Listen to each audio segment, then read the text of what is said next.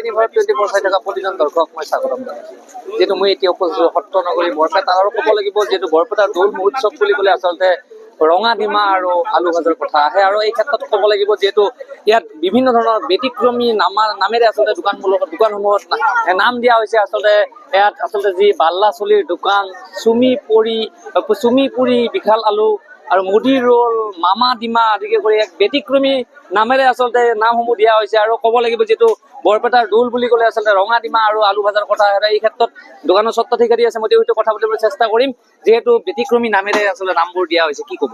হয়, আমি যোৱা কেইবছৰমান পৰা এইবিলাক আমি ব্যতিক্ৰমী কিছুমান চিন্তাধাৰাৰে নামবিলাক দিয়া পৰে আমাৰ কাষ্টমাৰক আকৰ্ষণ কৰাৰ কাৰণে। আৰু ভাল পায় এনেই মানুহবিলাক আহে, ফটো উঠে আৰু কিছুমান আমাৰো নিজৰ ভাল লাগে, মানুহবিলাকে আহে ফটো উঠে, ভাইৰেল হয় কিছুমান নামবিলাক দোকানবিলাকৰ। আৰু আমাৰ দোকানৰ নাম বিচাৰো বহুত কাষ্টমাৰ আহে যে বাল্লা চলিৰ দোকানখন ক'ত আছে। বাল্লা চলিৰ দোকান মানে ৰাইজক জনাব বিচাৰিম, বাল্লা মানে বৰলা, চলি মানে ল'ৰা আৰু দোকান মানে দোকান।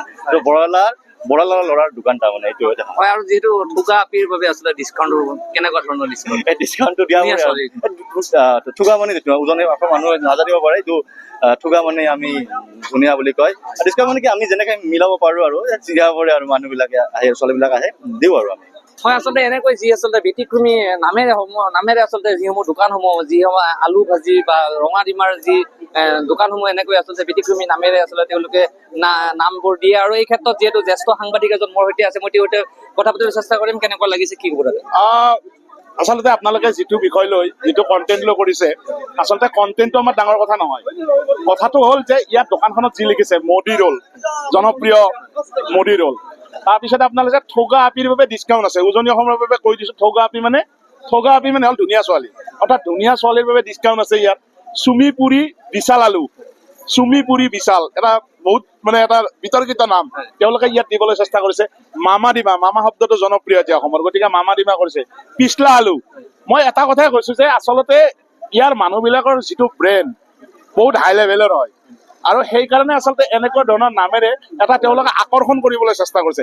যদিও আকৰ্ষণ কৰিব পাৰিছে, কিন্তু প্ৰত্যেকটা শব্দতে কিন্তু একোটা অৰ্থ আছে। তাৰমানে ইয়াৰ পৰা বুজিব পাৰি যে আচলতে বৰপেটা বুলি ক'লেই আচলতে সংস্কৃতিৰ এখন বিশাল ভাণ্ডাৰ আছে আৰু সেই ভাণ্ডাৰৰ আচলতে ইয়াত প্ৰকাশ ঘটিছে।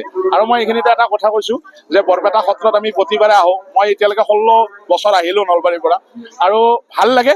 আৰু সকলোকে অনুৰোধ জনাইছো, মই ইয়াৰ জৰিয়তে যিয়ে চাইছে মই সকলোকে অনুৰোধ জনাইছো, এবাৰ বৰপেটা দৌললৈ আহক, তেতিয়া বুজি পাব আচলতে জীৱনৰ সাৰ্থকতা ক'ত আছে। ধন্যবাদ জ্ঞাপন কৰিছো। আচলতে ক'ব লাগিব যিহেতু বৰপেটাৰ দৌল মহোৎসৱ বুলি ক'লে আচলতে যিহেতু ৰঙা ডিমা আৰু আলু ভাজাৰ কথা আহে। আৰু এই ক্ষেত্ৰত যিহেতু ব্যতিক্ৰমী নামেৰে আচলতে দোকানসমূহত নাম দিয়া আচলতে গ্ৰাহকসকলক আকৰ্ষিত কৰাৰ বাবে তেওঁলোকে। আৰু যিহেতু বৰপেটা সত্ৰত আচলতে সকলোৱে এবাৰ আহক, আৰু যোনে অহা নাই আচলতে চাই যাওক বৰপেটা সত্ৰৰ দৌল মহোৎসৱ মানে কি। হয়, মোৰ কেমেৰা সহযোগীৰ সৈতে মই কৌশিক দাস, এনিভাৰত 24।